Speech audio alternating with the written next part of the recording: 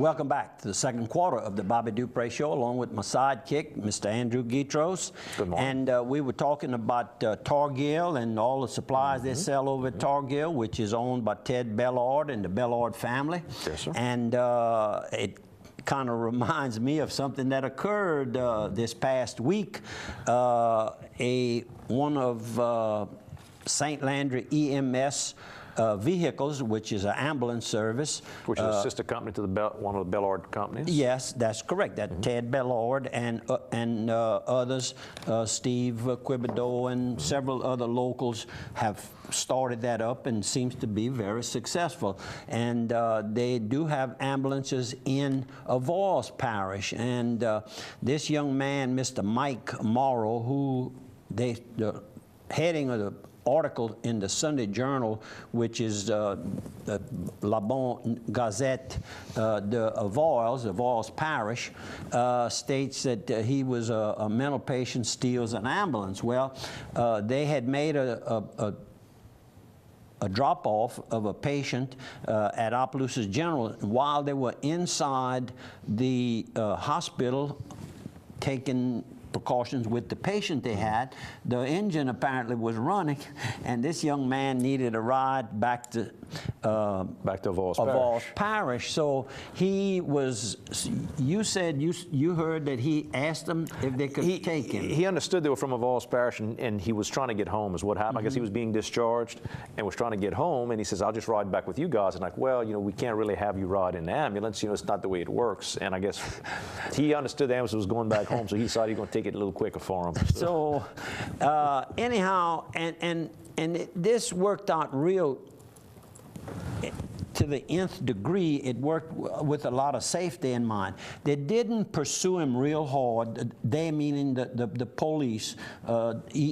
Each town was notified that he was coming through, the state police, the sheriff's office, everybody was, but they didn't push him to the extent that normally they push him. Where they try to push him off the road, and all of that. They just kind of let him drive it until he got tired of driving. Went into Simmsport and he finally made it to his grandparents' home. And at that point, the unit had not been damaged or very little, if any. The paper said none, but you know, anyhow, they were glad that the ambulance was Everybody was safe. The property was all safe. Nobody got hurt. A good ending. And the first thing that when I heard about it, I said, I wonder if Ted's ambulance is involved in it, and lo and behold, it was. But it was a good ending and you can to imagine, a bad event. You turn that thing over. That's you don't buy one of those at the local car dealer. It take a little while to respect what them things are. Yep, you're right. Steamboat Warehouse. Get mom away from the smell of her own cooking. Go to Washington, Louisiana, historic Washington, Louisiana, just north of Opelousas. We might be the third oldest, but I think Washington considers themselves the second oldest. I think is what they say. I think that there's always a debate as to who's the oldest, but go by Washington, see the historical, beautiful Steamboat Warehouse, all the good cypress inside the old building, the old bricks, right there on the waterway. You can just imagine the paddle wheel boat still coming up there, and you can enjoy you some good seafood dishes, some good steaks, great wine selections, adult libations made right there fresh for you, a good old Bloody Mary with a pickle zydeco in it. You can enjoy it right outside. Chef owner Jason Hugay will cook it all up for you, and of course he wins every award at every single cooking thing that we go to recently. Did I give you I had the You did. winners. No. I didn't give it to you. I wanted to give it. I have it up here. But several of our good friends and people that help us with our annual breakfast, of course, he is one. Jason, of course, Hugh Gay with Steamboat is one. We voted him to be our leader of the chefs because he's the youngest chef. He got to be in charge of organizing the cooking part. He'd be around for a while. That's right. And Chef Préjean over at Préjean's restaurant. Ernest Préjean, correct. He won 2 events. Won the Juno, won the decoration event, and second in the desserts. And very successful. Yeah, all our friends. If I'm missing somebody, and that's not good. Missing? Somebody's going to get mad at me, and I don't want that. I don't need that. It'll come up. You'll figure it out. How about this? Let's show some photos while we're talking and getting it. Okay. How about this one right out the gate? I got a nice picture sent to us by Mr. Kenneth Thibodeau over with the Woodman of the World Lodge 47. And, of course, Woodman of the World take pride in providing flags for a lot of different things. If you're an organization looking for an American flag, contact the Women of the World. They'll help you get the flag poles and the flag and the whole 9 yards put up. But they donated this flag over at the Louisiana Community College T.H. Harris campus back on 9/11 and gave it there to Miss Carlene Jones, the campus coordinator, and Miss Laurie Fontenot, the campus dean. So nice and neat and pretty there. And I got, what, a potato truck? What's the potato truck about? Potato truck is just to remind us that sweet potatoes are back on the market fresh. And I have my orders in to Larry and Earl Fontenot over in the Grand Prairie area. Actually, I think their home and the business could possibly be in Evangeline Parish. I'm not sure. Right on the borderline. And Fobo, they call that area over there, if I'm not mistaken. And I'd be confused with Goyo. that is not one of their trucks here. This is actually in the Vols. The Vols Parish actually plants considerably more sweet potatoes than St. Landry or Evangeline today. They still do a lot of them. But I have my order in with Earl and Larry for several crates to the people that I gave last year. So just hold in tight. They told me that the potatoes had not been dug when I called them 2 weeks ago. And then after that, they're going to put them in the kiln and dry them so they're going to be ready for Thanksgiving and Christmas holidays. So just hang in there tight. Promise you, my order is in. I get my Evangeline variety. That's correct.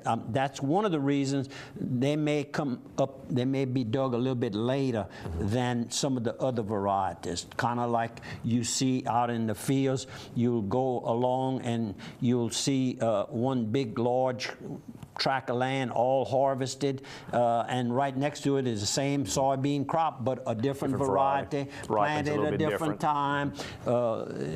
They do all of that so they can harvest it. It can't do it all at one time. So anyhow, sweet potatoes are planted the same way. I get my sweet potatoes the old-fashioned way. I go to the Palace Cafe and I eat them on the side of whatever I order. So if you tried to go to the Palace this week and eat your sweet potatoes, you notice it was closed. Miss Tina went on a cruise, but she'll be back this Friday. So if you're trying to go to the trying to go to the Palace Cafe this Friday, they'll be reopened. So my guys get together. I knew she was gone. Right. We talked about that. I think they left Saturday or the Friday evening they left, and so they've been out for the whole week, but they'll be back this Friday, September 20th, so you can go by. I try to visit with Tina, give her some encouragement. You know, that's the last full-fledged downtown restaurant in Opelousas. And his family business has been open for 100 years, I guess. Got to be close to 100 years. The 20s?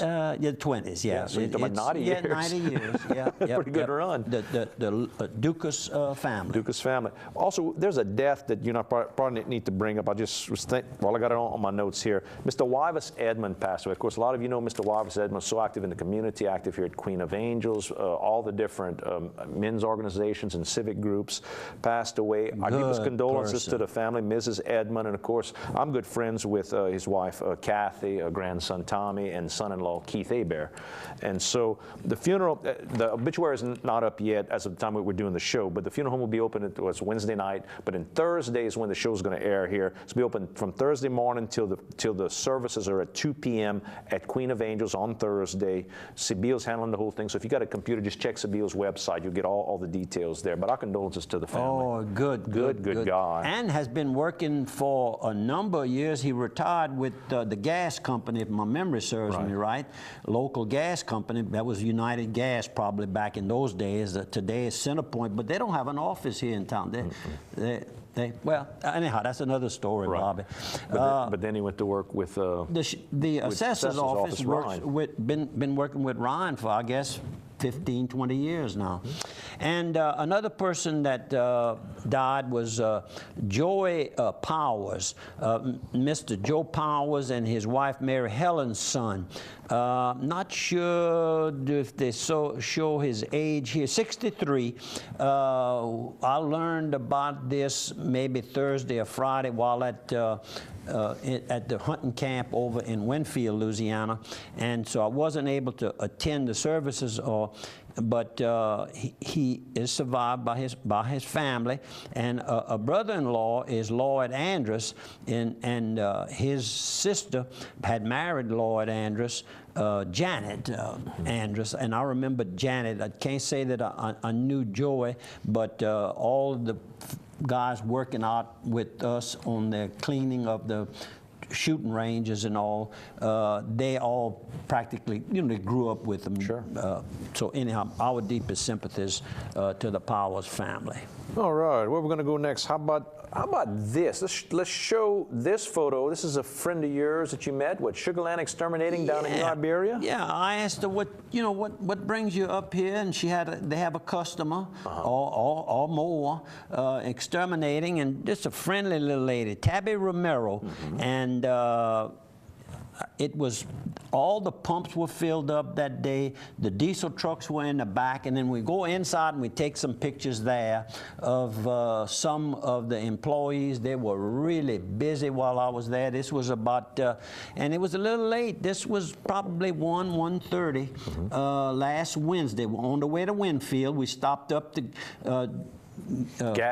fuel up our diesel truck and diesel tractor that we brought over there, and of course my side-by-side Polaris, which I purchased right there at Pete Ford Polaris in Eunice, Louisiana. And go ahead, moving on. There we are inside. Inside, the young ladies, one young lady is kind of stooping out of the way. She didn't want to take a picture, but I think the next picture she got up and. But you can see they're restocking. We talk about all the Stuckey's candies you can get over there, and they're restocking it, and people buy it. It's all the old-timey candies, the little root beer barrel candies, and some of that old peanut brittle that you used to better get as a kid. And trail mix, which I like. Little Debbie's I see back there. Yeah. And of course, we talk about the Subway sandwiches you can get there. Look at the line. Look at the line of people. And the Hunt Brothers Pizza as well. I always forget about the pizza that they've got there. So you can get all kind of great food, all kind of great candy. There's some of the candy you're talking about. You can try your luck in gaming. They make the sandwiches right there fresh for you. The lady's always got a smile, and that's. And this young lady here wouldn't look into the camera, but I snuck up on her and took a picture anyhow. Stacy Purser. Mike Purser, who is the director of Prompt Sucker Nursing Home here in Opelousas. And boy, since he's there, they've really had a big growth. They've really developed some real nice facilities, modern. And Mike, you're doing a great job for our community. Nice opportunity. And I understand that he is a viewer of the Bobby Dupre Show, along with my sidekick, Andrew. And you and I were talking that a lot of people knew Miss Ann Purser for years, who just recently passed away, his mother. I complimented, she says, you sang knew her? for years and I years. said, she was maybe a year older than me, we grew up in the same town. And when she sang at St. Landry Catholic Church, you almost had to look up and see if you could see her. I mean, beautiful voice. But you know what Stacy told me? What's that? She says, we have a daughter that sings too. That sings, no kidding. And we're very excited as she's growing up. She's sounding better and better. So maybe we'll have y'all can think about you close to the priest over there. Priestess could get a slot in her grandmother's old slot. Grandmother's old slot. There you go. Steve just let us know. Palace 1927, 86 years for the Palace Cafe. How about that? I wasn't there back then, but I go now. I was almost there. How about this picture? We got Bobby Dupre working on a tractor with safety goggles. Yes, sir. Trying to be careful. Keep those and eyes keep that clean. dust. Boy, it was dusty. Ooh, it was dirty. You could tell I was just getting started because I wasn't dirty yet. And there's the right-of-ways. There's the right-of-ways that we clean and they're taking photos of. You work now. What you got in the trees? I went through. They said, Bobby, you'd save us about 15 to 20 minutes every time we want to hunt in this area here if you could cut us a path. And I fumbled back and forth, and then I said, boys, y'all get out the way. There you go. And I made it on through. You can see where I cut the path right good. there. And then we got the guys with your four-wheeler there. Jerry Chamberlain on the left, Jimmy Prados next to him, and Jimmy is our leader. We don't have an elected leader or anything. It's time for a break. We got to take a 1-minute break, folks. We're going to see you on the other side of one.